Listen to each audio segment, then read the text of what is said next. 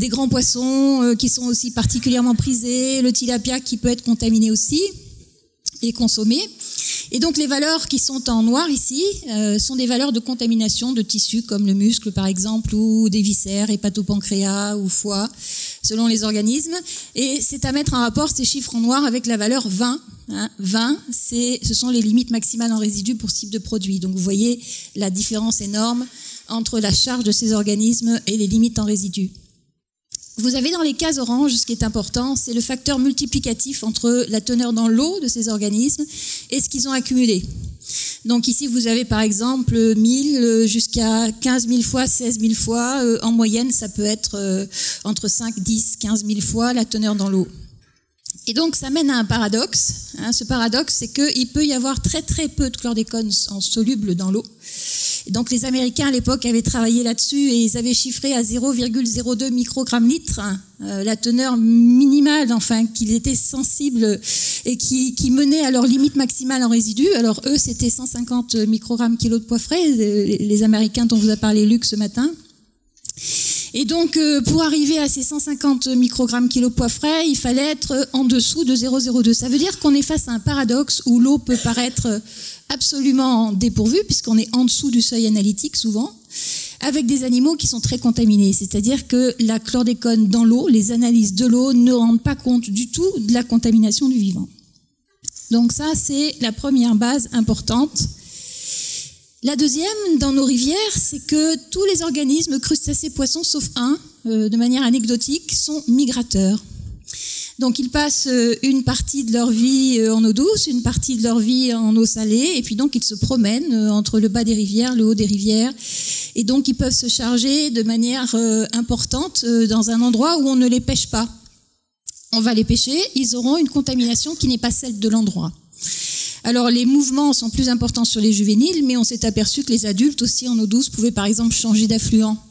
Donc on se retrouve avec des animaux qui sont fortement contaminés, possiblement dans des eaux de très bonne qualité. Et donc avec tout ça, c'est impossible de faire un diagnostic géographique précis en prenant des indicateurs habituels, comme on prend dans les rivières européennes ou comme on prend dans les rivières nord-américaines. On s'aperçoit que c'est très difficile. Et donc, globalement, si on devait faire un résumé des acquisitions, et ce résumé, il devrait servir à tout le raisonnement sur la contamination des eaux douces. On est dans des endroits où les sédiments sont pauvres en matière organique et donc ça bioaccumule, c'est très biodisponible, donc ça charge énormément les crustacés et les poissons. On est dans des écoulements turbulents, c'est-à-dire on a un contact régulier permanent avec la molécule. Luc ce matin nous disait en début de matinée que dans la baie James, ça avait été isolé par des sédiments propres. Ici, c'est pas le cas du tout, c'est un contact permanent. On a des étiages sévères, c'est-à-dire on a des moments où le ruissellement est nul, c'est-à-dire ce qui coule dans la rivière, c'est principalement du soutien par la nappe, donc de l'eau qui est de l'eau souterraine. Et vous avez vu ce matin que l'eau souterraine est particulièrement chargée.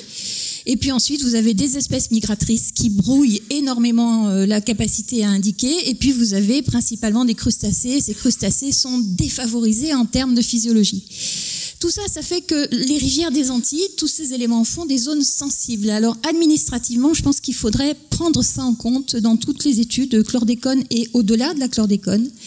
Nous sommes dans un fonctionnement où les rivières antillaises sont par nature, structurellement, des zones hypersensibles aux flux polluants. Alors ce projet de recherche, il porte sur un compartiment qui ne se promène pas.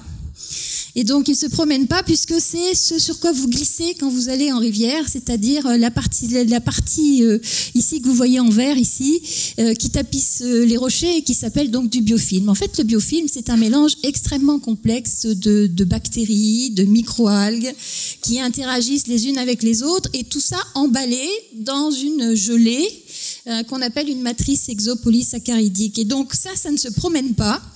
Et donc, ça pourrait, et c'était l'objet de la recherche, servir de base à de l'indication de contamination. Alors, bien sûr, l'ANR ne finance pas des études sans prémices, c'est-à-dire sans éléments positifs. Et les éléments positifs que nous avions, c'était que, justement, du temps des accidents de la baie James, on avait remarqué des modifications importantes des peuplements bactériens et dans l'eau et dans les sédiments. Un autre argument qui a décidé l'ANR à financer ce projet, c'était que dans un petit travail qui a été réalisé aux Antilles, donc en Guadeloupe, on s'est aperçu que quand on met un substrat dans l'eau, eh bien les bactéries, quand elles le colonisent, elles ont des motifs, c'est-à-dire elles colonisent spatialement différemment quand c'est contaminé de quand c'est pas contaminé. Un autre argument qui était intéressant, c'était qu'on avait beaucoup progressé dans la systématique de ces petites algues et qu'on était capable de les identifier ces dernières années.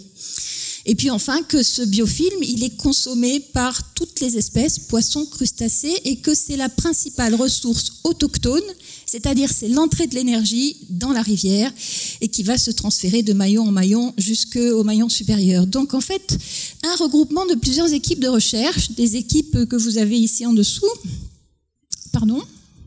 ça a été coordonné par l'Université des Antilles, ici, avec des équipes de chimie, des équipes de bactériologie et des équipes de l'UMR, par exemple, Boréa parisienne, pour leur spécificité. Tous ces compartiments du biofilm ont été travaillés, chimie, bactériologie, matrice, propriétés physiques, et vous allez voir quelques résultats rapides. Alors d'abord, dans ce programme de recherche, il a fallu avancer sur la mesure des flux polluants. On en parlait ce matin. Et donc le laboratoire ici de Bordeaux, à l'époque, vous avez la responsable dans la salle si vous voulez ensuite lui poser des questions, a travaillé sur deux thématiques. La première, c'est l'abaissement des seuils. Donc il fallait abaisser les seuils et puis faire des méthodes qui étaient pratiques dans des mesures rapides et répétées et nombreuses. Et puis aussi, on en parlait ce matin, sur la calibration d'échantillonneurs passifs. Et donc ça marche bien, ça a été testé. Elle pourra vous détailler quel type d'échantillonneur passif, c'est du POSIS. Elle va vous expliquer tout ça de manière plus fine. Donc ça a été calibré et ça a été validé dans le cadre de ce travail financé par l'ANR. Ensuite, les micro-organismes. Donc l'équipe de Pau a travaillé sur justement l'ensemble de ces micro-organismes, bactéries, archées, eucaryotes, qui étaient dans les milieux contaminés, non contaminés. Et donc là aussi, on observe, alors là vous avez le gradient de chlordécone, donc c'est une superposition. Et puis chaque surface ici mesure des réplicats dans le temps et dans l'espace dans une rivière qui est plus ou moins contaminée. Donc celle-ci était très contaminée, et là ici on avait un gradient plus ou moins contaminé, essentiellement par la chlordécone, je rappelle que c'est le principal polluant, et puis ici des rivières qui ne l'étaient pas. Et donc les communautés répondent à ce gradient de contamination donc de manière évidente. Mais les éléments les plus probants, les plus forts en fait, sont sur la chimie de cette matrice, c'est-à-dire de cette substance qui emballe à la fois les bactéries et les microalgues.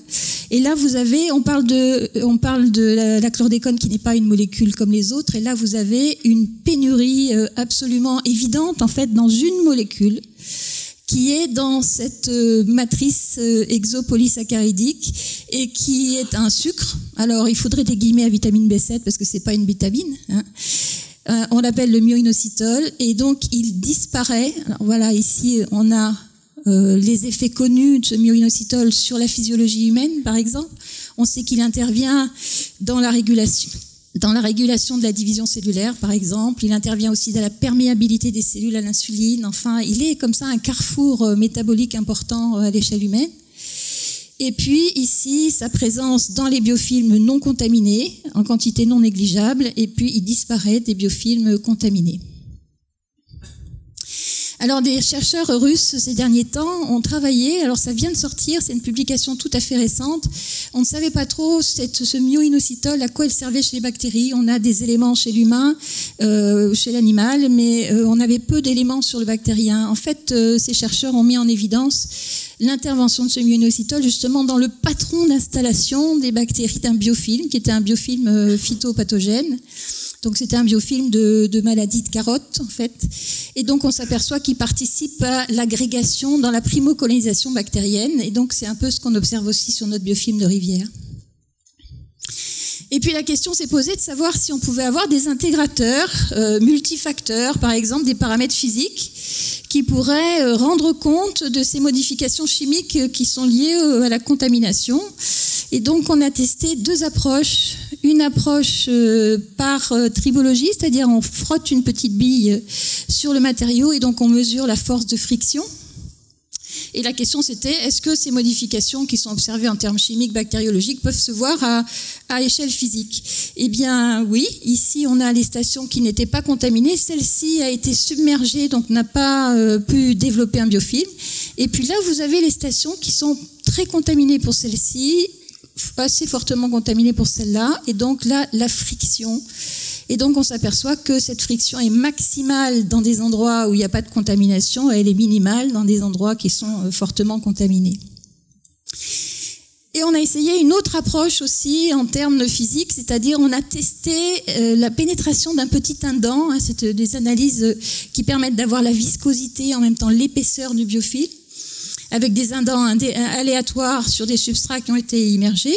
Donc, qui ont donné aussi des résultats qui étaient tout à fait concordants, avec ici dans un biofilm qui n'est pas contaminé un certain pourcentage de surface qui est peu épais, peu visqueux et qui correspond dans la cinétique des biofilms à l'installation ici des bactéries primo-colonisatrices. Et puis quand il n'y a pas de contamination, ça s'épaissit, donc ici ça se construit. Donc ici, ça se construit. Et puis enfin, quand on n'a pas de pollution, eh bien finalement, ça s'enrichit. La viscosité est uniquement superficielle et on a des éléments solides à l'intérieur qui sont des diatomées. Et donc tout ça, c'est court-circuité dans un biofilm qui est en milieu contaminé. Donc si on résumait en termes de surface, tout ça, c'est la chronologie. Ça a été fait de manière synchrone, évidemment. Et donc on s'aperçoit qu'on a un ralentissement à la fois dans la maturation et dans la croissance de ce biofilm. Alors bien sûr, c'était en milieu naturel, même si on avait pris beaucoup de précautions pour standardiser, c'était la même rivière, le même fond chimique, les mêmes faciès hydromorphodynamiques, on a voulu conforter ça en microcosme. Et donc en microcosme, avec des plans qui étaient tout à fait travaillés, aléatoires et ainsi de suite, on a été chercher des peuplements de biofilms d'une rivière qui n'était pas contaminée, d'autres qui étaient fortement, et on les a mis avec de la pollution, et on se dit peut-être qu'on va avoir une réaction différentielle, celles qui sont habituées, celles qui ne sont pas habituées vont agir différemment. Et donc on est parti d'une contamination réaliste. On parlait ce matin de contamination de l'ordre de 4 microgrammes litres, là c'est de la contamination à 4 microgrammes litres. Et l'idée c'était de voir comment croissait le biofilm. Alors comment est-ce qu'on l'a apprécié ?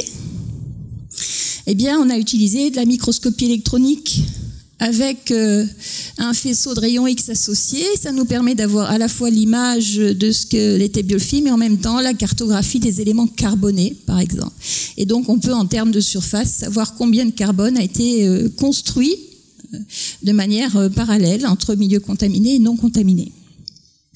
Et donc ces différences avec chlordécone sont très significatives puisqu'elles sont de l'ordre de... donc vous avez la probabilité ici.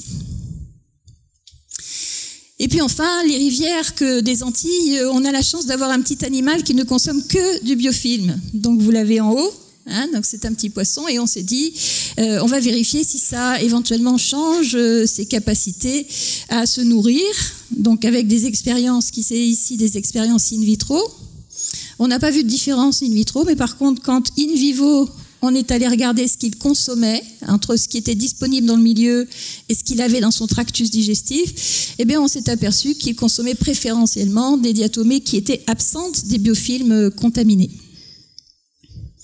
Alors, dans le bilan, si on fait le bilan, on s'aperçoit que sans équivoque, on observe une réactivité du biofilm épilytique à la contamination de la chlordécone. Alors, ça se traduit par de la diversité de micro-organismes, ça se traduit par de la composition chimique de la matrice, principalement dans ce fameux médiateur des réactions cellulaires qui est le myoinositol.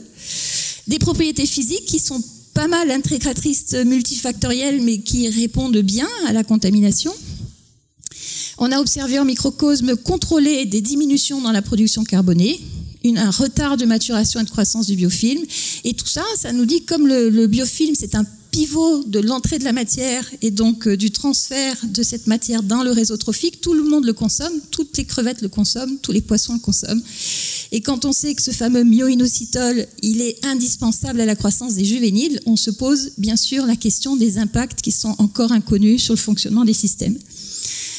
Alors maintenant, il faudrait développer ça en termes opérationnels. Qu'est-ce qu'on peut développer en termes d'indications assez rapides, pratiques? Donc ça nécessite des programmes complémentaires, bien sûr. Mais ce que je voudrais dire, c'est qu'on a appris beaucoup de choses sur le fonctionnement des rivières. Et donc, ce qu'on a appris, ça doit dépasser la chlordécone, c'est-à-dire il faut vraiment que ça serve à une réflexion générale sur les phytosanitaires dans nos îles, comment est-ce que les rivières sont sensibles, comment on va se débrouiller pour les protéger mieux, protéger les personnes davantage.